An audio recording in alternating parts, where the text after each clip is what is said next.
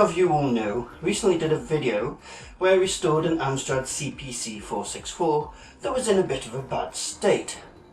Now, the motherboard especially was extremely filthy. So what we did, we used cotton buds and some rubbing alcohol to clean her up. For the case, we just put it under the shower, scrubbed it and let it dry, which got me to thinking, is it possible to do the same thing with the motherboard? And you're going to think I'm completely bonkers at this point, but after some research I found out that many people think it is. The idea is to put the motherboard in the bath with the rest of it, or the dishwasher, wash it, and then bake it in the oven to dry it. And I thought, well, this is bonkers, but it might work. You never know. Now, my next problem was I didn't have a computer spare to try this on, but I did think that I've got quite a few Atari 2600 Juniors lying around. So if this went wrong, I wouldn't miss one of them. So, against everything I know, I washed the board and baked it in the oven. Oh, I like baking. Can we make cupcakes? No, you can't make bloody cupcakes. Bugger off. Oh. Idiot. But he's still coming for his head, Zerty. Still coming. Now, it turns out the baking technique can be used for more advanced things as well, such as fixing video cards, which is something I'm going to cover in another video. But for now, let's see how I did it and if it worked. But quickly before we do, I must say that what you're about to see is extremely risky and quite dangerous. It involves electricity, heat and water, all in one. Not good. So if you don't know what you're doing, don't do it. And if you're still what is legally classed as a child, I suggest you ask the assistance of your parents if you're thinking of doing this, so they can tell you to bugger off as well, because they won't want you doing this probably. So enjoy the video and let's see what happens. Okay, ladies and gentlemen, boys and girls and geeks and nerds and others. Anyway, right, here we have our sacrificial, well, if this works it won't be sacrificial, Atari 2600 Junior. Now, as I said, this one works perfectly, but I don't have any really dirty computers to test this theory on. So this is the one, if this goes wrong, I can do without the motor. So I've got a few of these, and yes, I can do a little cleanup. But as you can see, I've got my new copy of Berserker and on the monitor there. At the moment, it works fine. It's important to test before that it actually works fine. Then you know whether it's the process that's killed it, or whether it was dead before. Come on, silly me. Okay.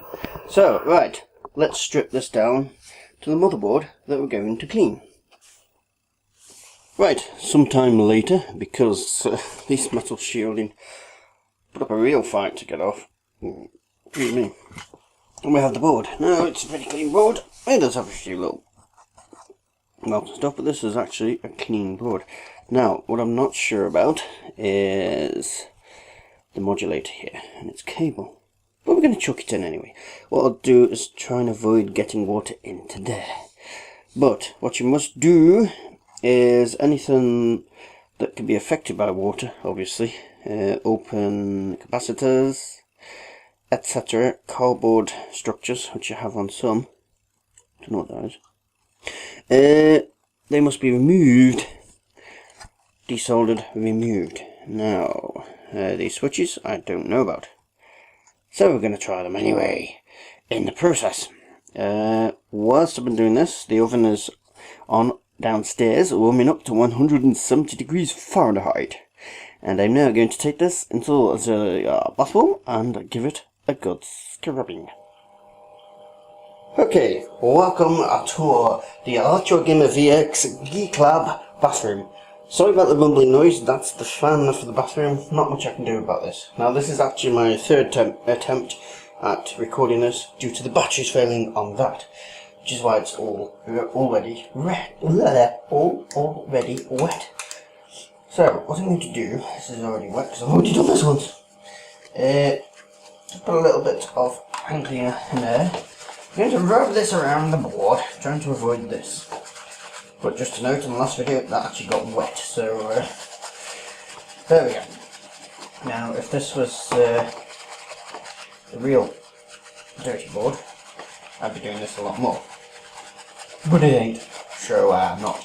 The other thing to note is if you have any socketed ICs, they can be removed and cleaned separately using non-OLED techniques if you wish. Now, there we go. Go ahead, wash there, missus. £5 please. Right, let's wash her off. This is cold water coming through the hot tub here actually. Right. Good rinsing, make sure it's all off. This goes against everything I was ever taught about electronics. Never mix electronics and water. Oh well, that's that gone down the window. Out the window even. Anyway, there she is, all looking sparkly clean. Apart from those marks, but I'm not going to worry about that too much. Okay, what we do first is we just block dry her. Get as much water off as we can, and then once I've done that, I'm going downstairs and sticking her in the oven. So join me there. Okay, and welcome to my oven. Look, see my reflection. Woohoo! Now inside the oven we have baking away rather nicely at 170 degrees. Oh, excuse me. One Atari 2600 motherboard. Put some cheese on that. I think it's going to taste lovely. Now, I was going to preheat this oven, but I put it on the wrong setting because this is a new oven. So I put it on the wrong setting initially. So I'm going to let this warm up to 170 degrees. As soon as it does that, it'll be switched off and the whole thing will be left to cool for a couple of hours. Now, you'll see either side the board, you can't see it there. The board is actually sitting on 4 cups. The reason for that is we don't want it sitting on the racks because that's going to be transferring heat, direct heat from the racks, and could melt it. So I've got the 4 cups very gently just sitting on the edges of the board so there's no direct heat transfer. And that's the dog being an idiot. So, there we go. Yes, my dog knows how to talk. Right. Okay. So it's sitting on the cup, so there's no bars or anything transferring heat directly to the components from the metal. Just as a precaution, I've put the drip tray on the bottom. Because you never know, do you? So 170 degrees, bring it up to temperature, let it cool up for a couple of hours, and then we do the other scary bit. Trying to power it back up. Wish me luck. Okay, it's still warming up. It's reaching just past 140 degrees now, on the way to 175. Just thought I'd make this extra little bit of a video to give you some advice, because as it's warming up, you never know if some of the components are going to melt, especially that cable at the back there. So what I'm doing as it's warming up, whilst keeping a safe distance in case anything does go, I'm keeping an eye on it to make sure nothing's melting. What's that? No. Make sure nothing's melting, especially plastic components or anything like that.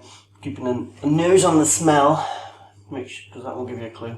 It's now reaching about 150 degrees. And right, we'll let it get, seems to be right, so we'll let it go up to temperature and then bring it back down over a couple of hours. See you then. Okay, I have returned, and yes, here's the board. Baked, cleaned, baked, cooled very slowly in the oven, and now it's back to room temperature. I've inspected it for any obvious damage. Don't know what these things are. If anybody knows what they are, please tell me. I was a little bit concerned about them in the oven. They seem... they're a bit dodgy. They seem okay. So, let's do a power test on this. Now, I'm not putting the system back together in case there is a problem. So I should do it there. I'm going to be miles away when I switch the power on for it. So, let's plug her in. Now, what I'm going to do is switch the power off at the mains. I'm going to put this...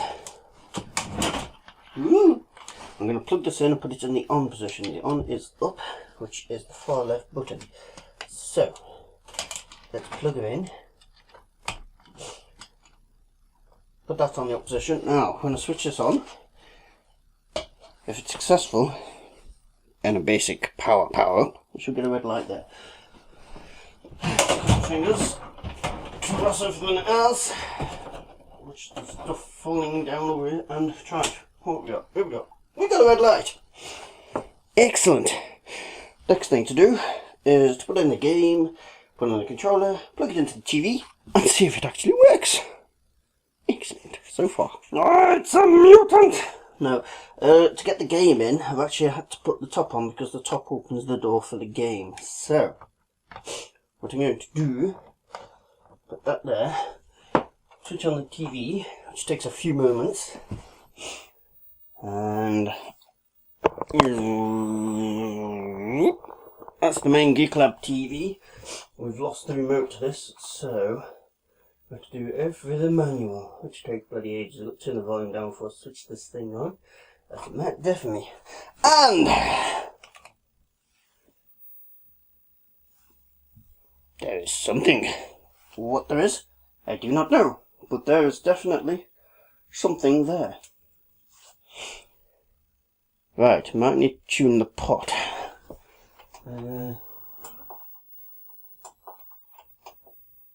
Right, I've tuned the pot and I'll be back.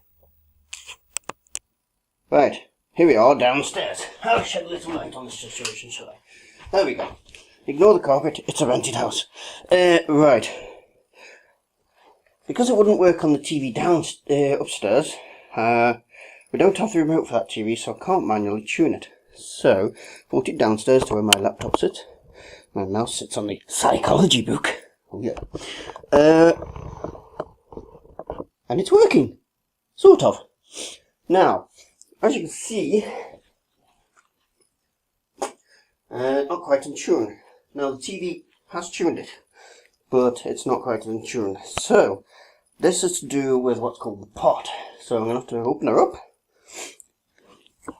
I'm going to have to open her up and retune the pot. Take the top off and I'll be right back. Okay, the top is off and back on. Now, this is a common problem when you're trying to put Atari 2600s onto an LCD TV. And into the building,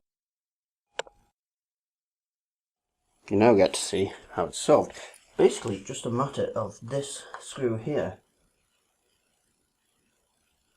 I'll take it up to the TV in a second, but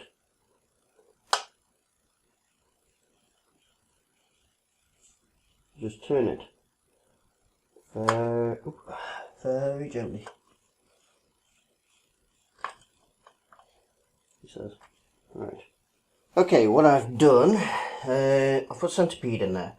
To get these cartridges have trapdoors on the bottom, and only the top can open the cartridge. So what you do is put these on the top, bring them out at an angle, and sometimes the trapdoor gets stuck, so you can insert it straight on there, so you can still operate. And all I've done is, this is the pot. Now with the heat process, it's likely to have changed the crystal, whatever it is that controls us.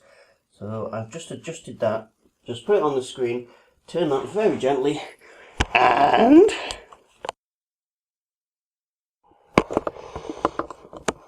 bingo! One washed Atari working. Let's just test its controls.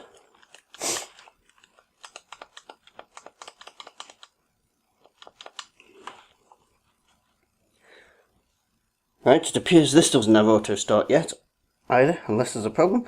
But what I'll do, I shall put her all back together and try that way. I need to put this ribbon cable back in for the start button. So we'll do that and then carry on.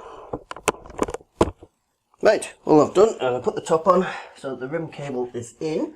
So I've now got these two buttons here active. And if I switch her on, go back to the TV, we can now do a full test. Press the start button here and the reset button.